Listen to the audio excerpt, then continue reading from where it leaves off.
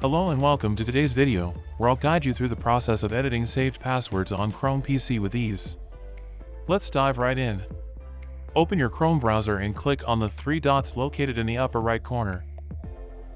From the drop-down menu, select Settings. Once you're in the Settings menu, choose Autofill and Passwords from the left-hand drop-down menu. Next, click on Google Password Manager. Here, you'll find a list of all your saved passwords. To edit a saved password, simply click on the website for which you want to edit the password. The saved password for the selected website will appear. Simply click on Edit. Then, add your new password in the password field. When you type new password, click on Save. And there you have it! You successfully edited saved passwords in Chrome on your desktop PC. Thanks for watching.